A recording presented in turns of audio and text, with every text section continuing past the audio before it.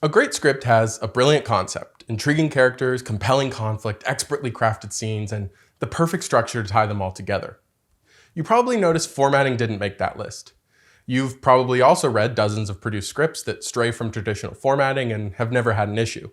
So why exactly am I dedicating an entire series to it?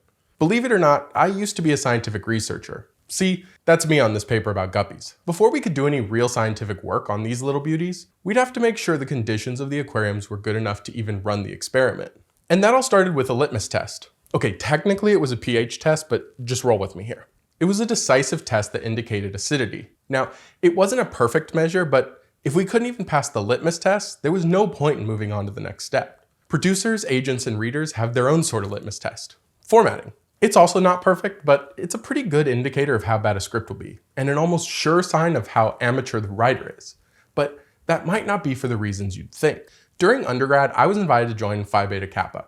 It's the oldest academic honor society in the US, not a frat, because in case you forgot, I'm a bit of a nerd. So I didn't get to experience Pledge Week or the cult-like induction ceremonies that movies and TV had promised me. But we did have a small ceremony where we were actually taught a secret handshake. Now, I've never had to use it because I don't go around starting academic beef, but if I was so inclined, I could prove my membership in one shake of a hand. Formatting is one of the secret handshakes of the film and television industry. It's proof that you know at least enough about this business to be aware of its expectations, no matter how archaic they may seem. And while I've never had to prove my nerd cred, you will constantly have to prove you're an actual screenwriter, and not just someone who thinks it would be cool to be a screenwriter. And it is cool. Almost anyone asks you what you do for a living and you say screenwriter, they're interested. It's a creative outlet that can bring fame and fortune, and you get to make something that entertains millions of people. That's cool. It's also why way more people want to make a living as a screenwriter than actually can, which means development execs, agents, and other industry professionals have more scripts piled in their inbox than they'll ever have the time to read. The truth is, unless you're a proven commodity or the new buzz of the town, they're looking for a reason to say no to you so they can spend their limited time on those people. So they rely on their litmus test. They check the formatting and it tells them with near but not perfect certainty if they can trust the writer to be professional and if the script has any reasonable chance of being good. Screenwriting is a craft. It requires an understanding and command of specific learned skills. If a writer can't be bothered to take their craft seriously enough to get the low-skill tasks like formatting right, why would a reader expect they'll take the character work, dialogue, conflict, or structure seriously? How can they trust them to put in the effort and attention to detail needed in a rewrite? Or that they'll be on time for meetings, or not post something careless online that jeopardizes the project and the reputations of people who've invested months of work and millions of dollars into it.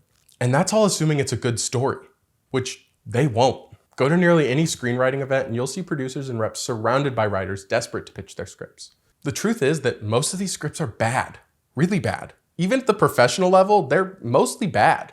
I had to read almost 100 scripts from writers repped by top agencies submitting their scripts to a top production company before I found a single one I could actually recommend to the producers. That's about 1% at the professional level from people making their living as screenwriters. If execs know how unproducible most professional screenplays are, what do you think their expectations are for an amateur script? What about an amateur script that doesn't even bother with proper formatting?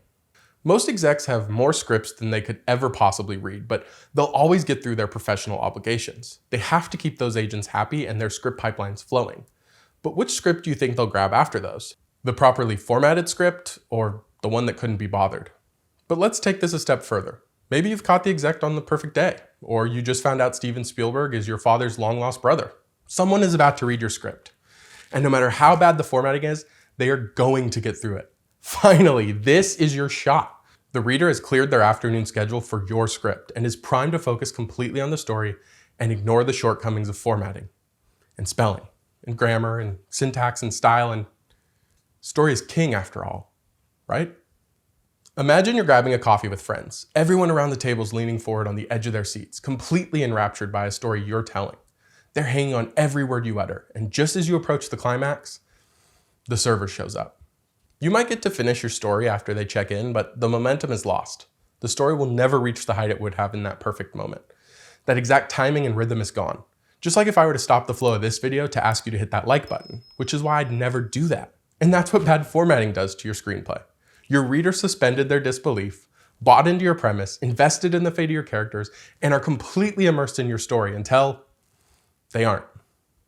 because they stumbled over a typo or bumped up against a scene or sequence where the elements or words were wrong or missing, or Control F something because of an inconsistency. Formatting errors remind a reader that they're only experiencing words on a page, not the story itself. They remind them of the medium of screenwriting rather than the film they've imagined in their mind's eye. They prevent readers from envisioning your movie or show, instead taking their wandering mind to concerns over the development and production work your project will need, and to questions of your professionalism and how easy you'll be to work with. And why wouldn't they? Those concerns are their jobs.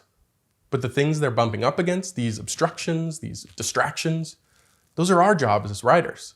We're responsible for knocking them down and smoothing them out, so our readers never lose focus in the first place. These execs and reps and script readers, they just read the words they're given.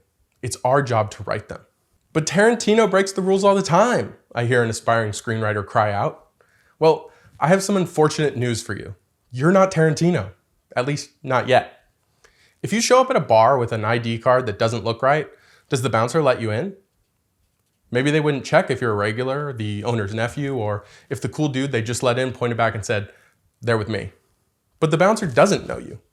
The same is true with screenwriting. No one is going to toss a Tarantino script because he overdirects on the page. No one is ignoring Woody Allen because he writes so little description that his scripts can look like plays.